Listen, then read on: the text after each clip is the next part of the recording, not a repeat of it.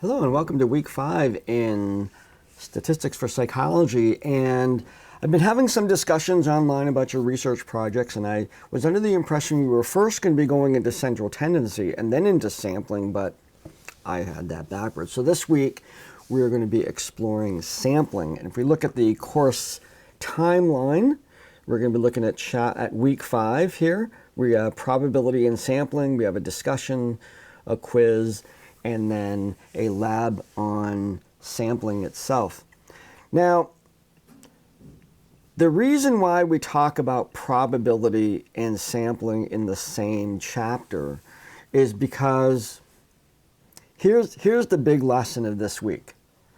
When we're researching and trying to answer questions about the human condition, we are always left with a basic question as to the people that we looked at.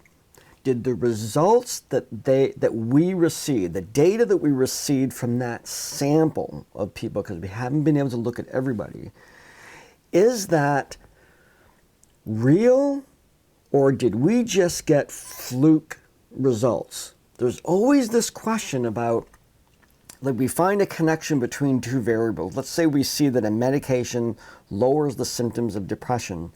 And regardless of the data, regardless of how many people in your sample, we are always left at the question, what is the chance that this just occurred by chance, that we just got the weird people in our sample? And so we have to look at issues like probability and the methods that we use for sampling to be sure that we can address that fundamental question.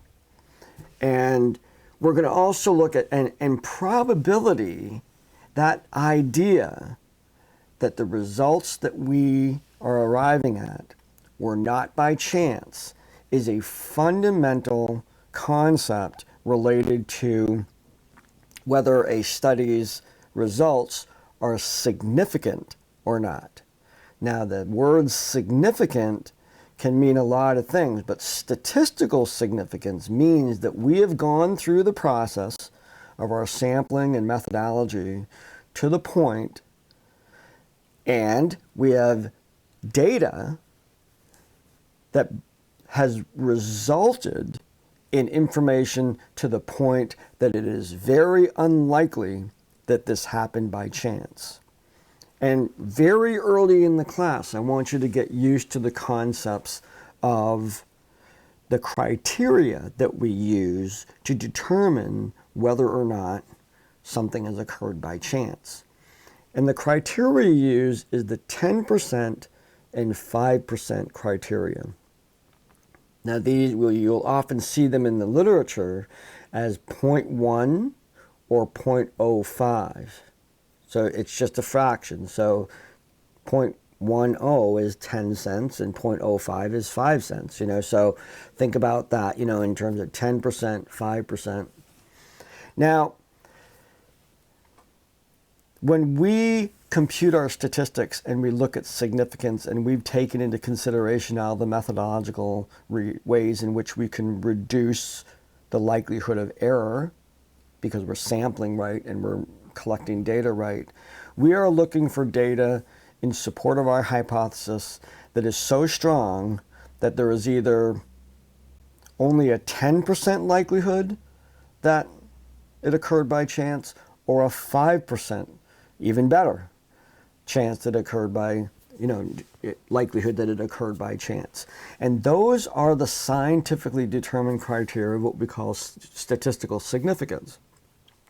We can get all kinds of other data. We can get all kinds of other information. We can say, yes, there's a relationship here, but if it doesn't cross that scientific line in the sand, that there is either less than 10% or less than 5%, and we set these criteria ahead of time to hold ourselves accountable. I'm not going to report this as a significant finding unless I am very sure that this did not occur by chance, because it might be significant. And one of the barriers that we see of work moving forward is when we're looking for something that is effective, like say the COVID vaccines and whatnot. All of those studies that have been done so far are looking for that vital connection between lowering, no symptoms or no actual active coronavirus activity in a person and whether they got the shot or not. And they don't want that because some people get exposed, they don't get any symptoms, we don't even hear about them. So that's a tough study to kind of go through to get to that idea that there really is a connection between the vaccine and people not getting the virus, or not the virus not being active in them.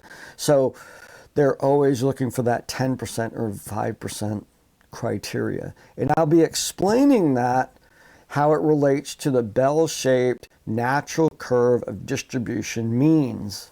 Oh, isn't that a mouthful right there? So let's dive right into the course book here, and we'll get some details. And I will be reviewing this very quickly right now, and we'll spend more time in class doing that when we meet.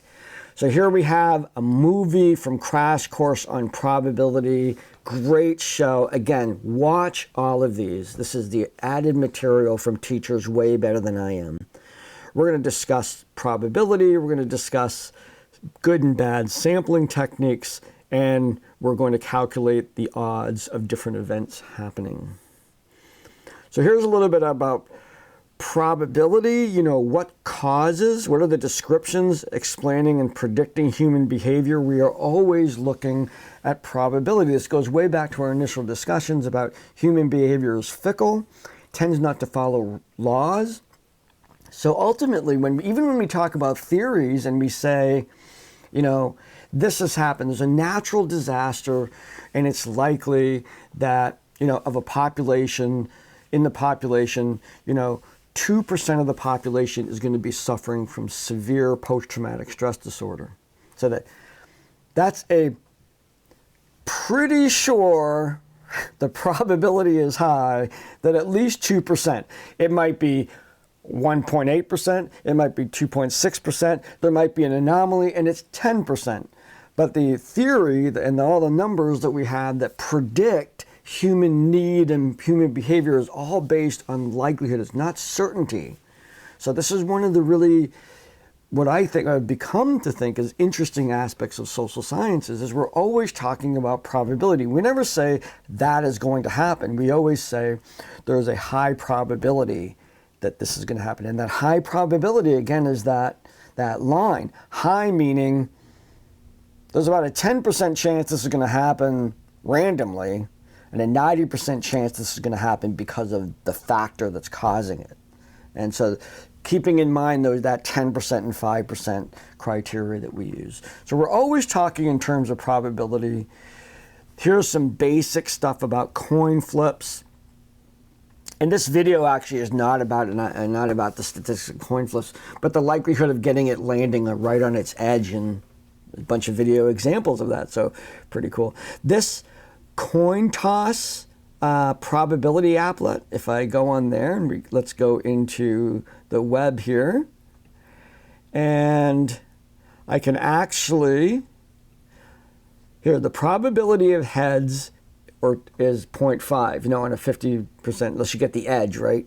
And I want 15 tosses. So statistically speaking, out of 15, I should get, 7, 8, right around 50%. This does a random selection of that, and you can actually see how this lays out. And the first time you do it, you might get something odd that's not 50-50, but the more times you do it, you'll see the graph gradually goes toward an absolute 50-50. So I'm going to exemplify this right on here. So you can go around and play with this on the web yourself. Right now, I'm going to, I should get 8 and 7, maybe, or because of the 0.5. So I do my first toss. It's doing 15 tosses right here. And you'll see the graph represents, of course, the first toss was just, heads, and then some tails and stuff. And it's kind of, look where the graph is going. Right now, there was a 10 out of the 15 were heads, 5 out of 15. So you're looking at a 66 to 33% chance of this, way off from what we would predict as 0.55, but we've only done 15 tosses. So in this small sample, there's lots more variability. But watch as I add 15 more tosses. Look at the graph, how it's very variable at the beginning where there's very low samples, but then it's gradually, look where the line is coming. The probability is approaching 0.5. So this time we have 18 out of 30 heads, 12 out of 30 instead of 15 and 15. So it's getting closer. Let's add another 15 tosses. And you see that graph, it's moving toward that 0.5. Now we're at 24 out of 45, 21 out of 45. Add another. And you still get variability all the time, but you see the variability is now lower. And we see what you'll see, and this is sort of related to sampling. The more samples we take, the more we're going to get those predicted ratios of, say, let's say we wanted to have half of our sample to be women and half our sample to be men, and we knew that out there in the world it's about 50%. If we just take one person, it could be 100% one way or another. We grab another person, it's two guys. Oh wow, we're still 100% one way and 100. But the more we gather, the closer our sample is going to get to that distribution of 50-50. And we see that in the coin flip, and we see that, of course, in real samples. So big samples have the advantage, large samples have the advantage of some of those demographics working themselves out. So that's another reason why we want to pursue large samples as opposed to or small samples. Now, that doesn't mean we can't get good data from small samples. We just need to qualify that data and say, this is based on a small sample, so we can only go so far with this particular idea. Or if we're looking at something rare, which is one of the problems about dealing with issues of mental illness, is there's never a big sample, really. We're actually looking at a behavior that is rare. That's one of the reasons why we study it.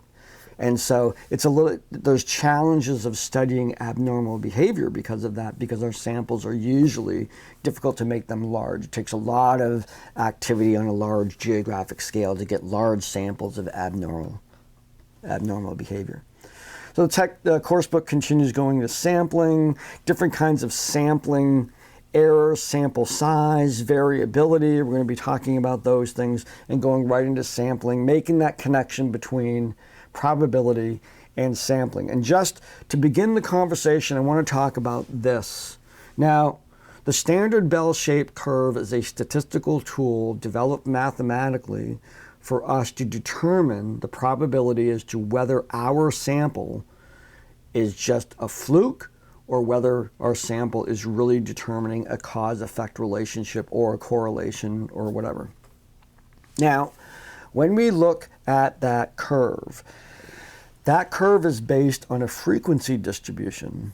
So if you look across the scores on the bottom, how many people got the average score? Pretty high. How many people got a little bit below the average, a little lower? How many people got, all the way down to extreme high and low scores tend to be rare. So you get this kind of classic shaped curve.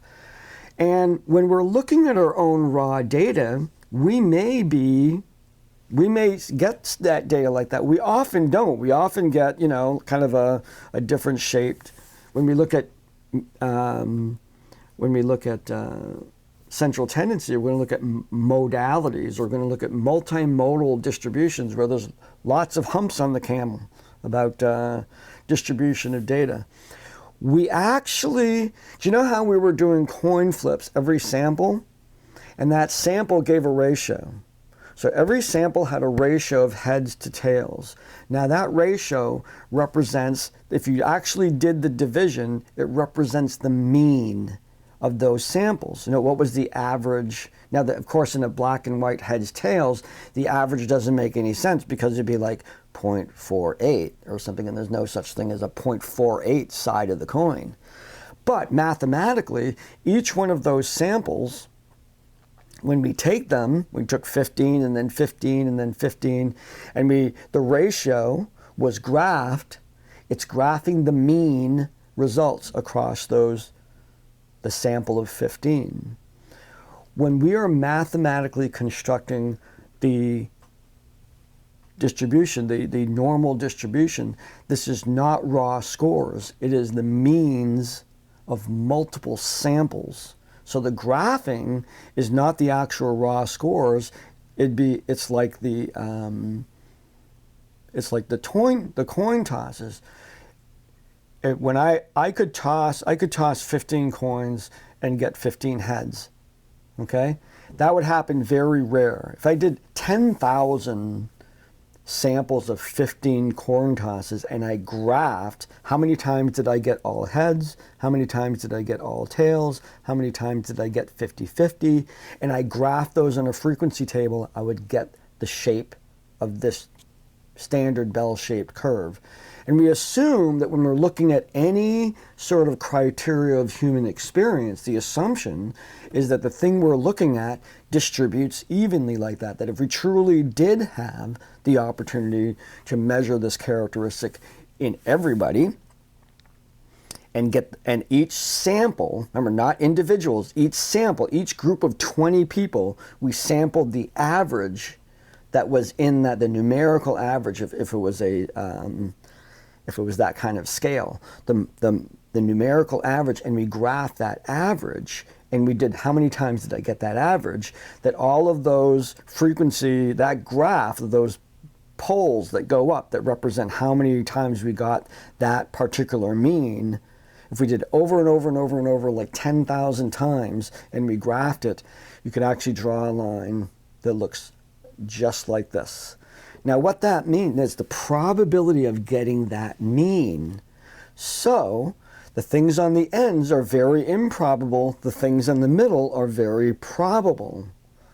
So the further to the right or the further to the left our mean is, when we're looking at a particular characteristic and we say, I measured the change, I measured a person's depression before the medication, then I measured a person's depression after the medication, and that change is that's my average score for my sample. The average change of the 20 people that I did in my sample was 5 points. We would then look at that theoretical curve and say, is a 5-point change really rare or is it really common? Could we see just people fluctuate by 5 points all the time based on the numbers and information that we have already? Or did the actual intervention cause such a change that the change is odd, it's rare, it's unlikely? And that's where we get that statistic.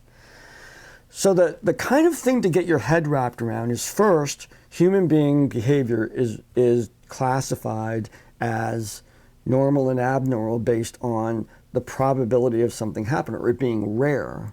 So when we get data and we do statistics and we get the sample mean for our sample, we want to compare it to the theoretical, if we did samples on this with everybody, 20-person samples, and what would those means be in terms of just random changes that happen among people, and what's the likelihood, the degree of change that you found would be common or uncommon.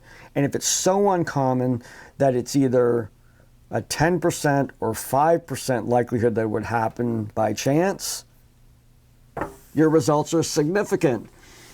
So I hope that conceptually gets this chapter ready for you. We are going to be talking, of course, about this on Monday, and I will be reiterating all this. And please come to class with questions. If you can get your head wrapped around probability, significance, and the normal curve as a distribution of means of samples, this class is going to be, it will totally make sense. Everything that we do is just a matter of determining how unlikely it is our results to happen by chance. It all relates back to this chapter and how we collect our data, what kind of data we get, and our sampling method are key for doing that. So I look forward to meeting with you on Monday, and I will see you then.